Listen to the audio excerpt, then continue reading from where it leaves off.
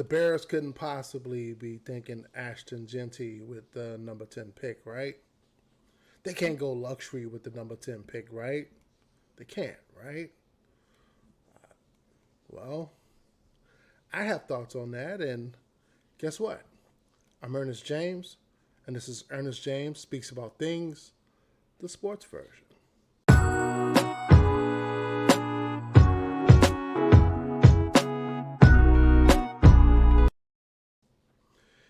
Hey everybody, I am Ernest James. This is Ernest James Speaks About Things, the sports version. I want to take the time to thank you all for listening. If you like what you hear, click the like button, hit subscribe if you're watching this on YouTube. If you're listening to this on Spotify or wherever you getting this podcast from, like it, subscribe, all those wonderful things. I'm not going to get into too many specifics. I have some thoughts about the possibility that the Bears could actually draft running back at number 10.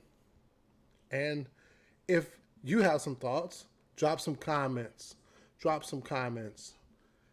at this video or wherever you're watching it, or hit me up. All of the socials will be in the description at some point. So also drop some comments there. If you like what you hear, drop that comment. If you dislike what you hear, drop that comment. Whatever you got, I'm going to entertain it. If it's foul, if it's graphic, if it's one of those, because we're living in some strange times, if it's one of those type of comments, I'm not going to engage. However, if it's an intelligent point, or even if it's a point that may disagree with mine, I don't mind going back and forth. It's sports, baby. This is what we do. The debate. Let's get the debate going. So let's start this debate. There are a couple of rumblings, and one of the most recent rumblings takes place with ESPN's Matt Miller's mock draft that dropped last week. And he had the Bears going after Boise State running back Ashton Jeanty with the number 10 pick of the draft. Now, in case you've been living under a rock, if you follow sports and you're a Bears fan or you're just a regular NFL football fan, you know that the Bears have been needing some help in the trenches. They hired Ben Johnson. Good pickup. No one's going to argue about that, although I've seen some idiots go and say, well, he's never coached before and all that wonderful stuff. Hey, you don't sound like a Bears fan to me talking like that. So got the best coach on the market. The best coach on the market that was available wanted to come to the Bears. If you're a Bears fan, you're celebrating that. I'm celebrating that, and intelligent Bears fans are celebrating that. Now, that doesn't come without skepticism. Of course it's going to come with some skepticism because he's never been a head coach before, and we don't know what type of head coach he's going to be. However, because he has guided the Detroit Lions, which is the class of the NFC North, have been the class of the NFC North for a long time, since he has guided them to 2 division titles and has overseen that offense, it provides hope for us Bears fans who are hoping for a better season and hoping for mediocrity and poor play is gone for the foreseeable future, because all of the pieces are there for the Bears to go on a sustained run, sustaining a winning tradition, which is something that unless you were a product of the 80s and some of the Lovie Smith years, there's not been a lot of sustained winning with the Bears. So the draft is coming up. We are less than a month away from the NFL draft, and the Bears have the number 10 pick as they currently sit. We don't know whether or not they are thinking about trading down to get more draft picks or trading up and identifying a guy that they want.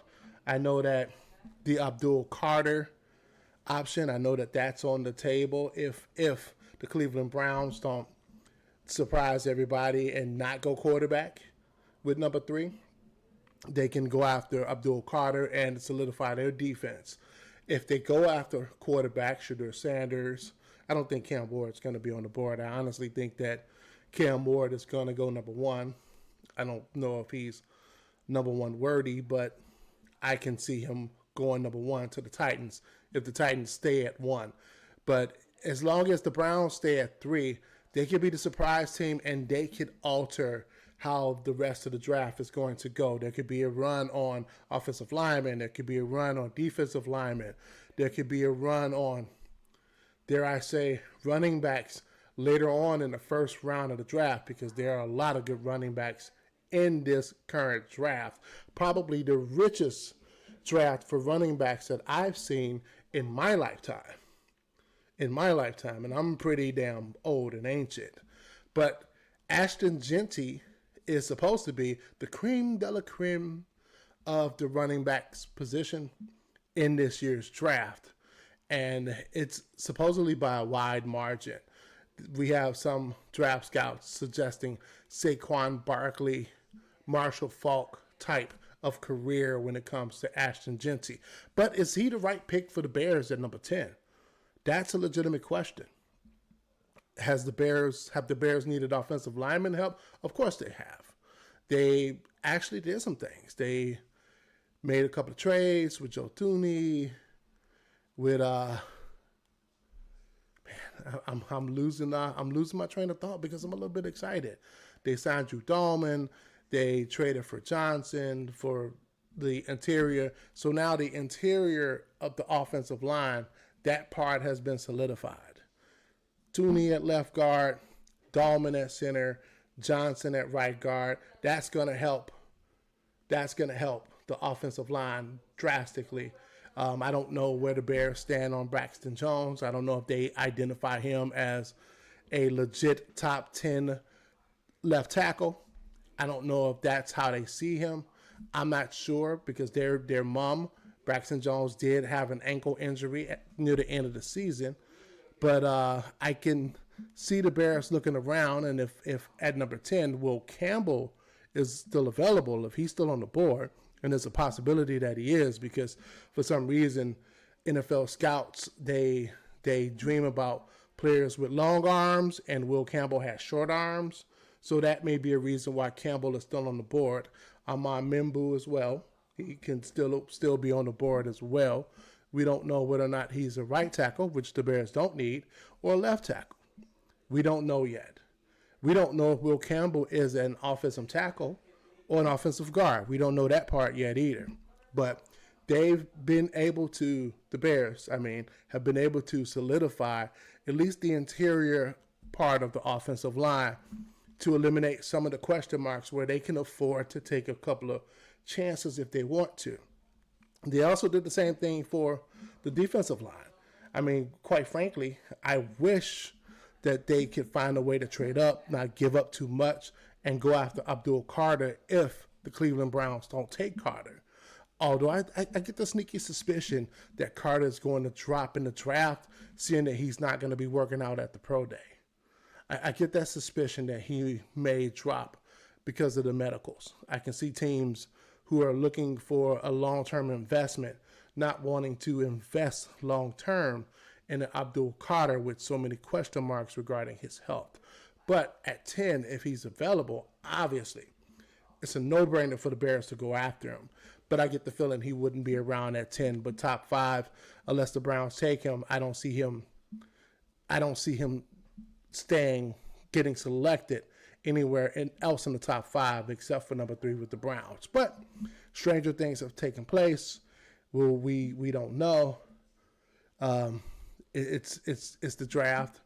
Just like the year a couple of seasons ago when Jahmyr Gibbs got drafted by the Detroit Lions. Nobody saw that coming.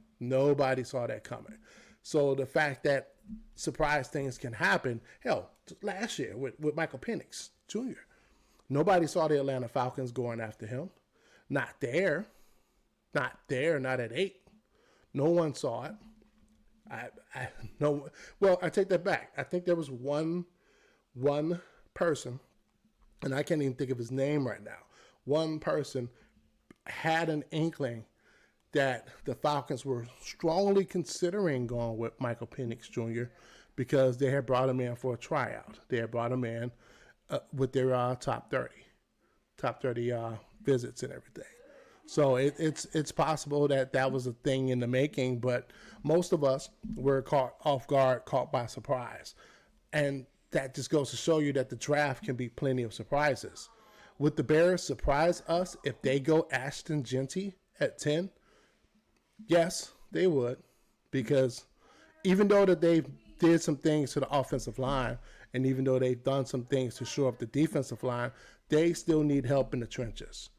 And I am, like, if you were to catch me 5 years ago, I probably would have said, oh, the Jeanty pickup, that would be nice, really nice, because at that time you got a up-and-coming quarterback, and you're just trying to rectify the running game some. I would have said that would be nice. But I don't know at this point if the Bears can take the chance on getting cute. Going after Jeanty at 10 would be them getting cute. When they have, I'm not going to say a lot of glaring holes on this roster, but they need depth. They need a lot of depth. They need as much offensive line depth as they possibly can. Now, drafting an offensive lineman at 10 doesn't mean that that player would be a developmental project. No. If you're drafting an offensive lineman at 10, chances are he's going to be a starter, or at least push for a starting spot, compete for a starting spot. So that makes me scratch my chin and wonder whether or not if they are even looking at Campbell, because they've invested so much in the offensive line this offseason. They've invested a lot. So I don't know whether or not they're going to be looking at Campbell, but they should look at someone who they can develop and have in place, a la like what the Philadelphia Eagles do. Have players in place, almost like a factory, when the older guys, when their time is up. Right now, the Bears have to think as strategic as possible when it comes to the use of their draft picks. Now, that's not to say that going after a running back at some point in time in the draft is a terrible idea. No. 2 second-round picks. One of those picks can be on a running back. Or, if possible, the Bears can trade out of 10, trade down, get an additional second rounder, or an additional third and maybe a fifth rounder, and use some of that capital, or use that later first round pick on a running back, provided that the kid from North Carolina is available. I personally would not go after Jeanty, because I think Jeanty, while I think he's going to have a great career. I think he's going to be really good. He's going to make teams wish that they had taken a chance on him.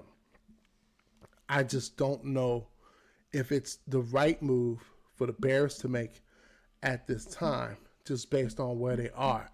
The Bears haven't made the playoffs in a couple of seasons. The Bears were supposed to compete for a playoff spot this past season. They didn't. They thought that it was a deep roster. It was not a deep roster. It was not. Guys underperformed for all of the flack that the offensive line took. Caleb Williams has to be able to get rid of the football faster. He has to be able to read the defenses faster. He has to not play hero ball. He has to rely on his tight end. He has to rely on his receivers to get up and go get the damn ball. He has to do that. And the defense has to not only keep the team in games, but actually get stops and get to the quarterback. So there are some, again, not glaring holes, not drastic holes that need to be filled, but why not be greedy? Go after the best player in the trenches that's still on the board at 10. Or trade down and still go after the best player in the trenches at whatever spot that they trade down to. And then in the second round, get your running back. Trevion Henderson, he'll be available in the second round. I don't see him going in the first round. I don't see that. Get you a defensive lineman. Me personally, my thought would be go after a defensive lineman or go after a linebacker, because the linebacking corps looking a little bit thin right now. But that's all I have. I'm Ernest James. This is Ernest James Speaks, the Sports Edition. Thank you for listening. Don't forget to like and subscribe. Like. Tell your friends about it. Let's debate about it. Let's get more discussions going on, and the socials and all the information that'll be in the comments. Thank you all for your time. I'm Ernest James. Love on yourselves and love on your people.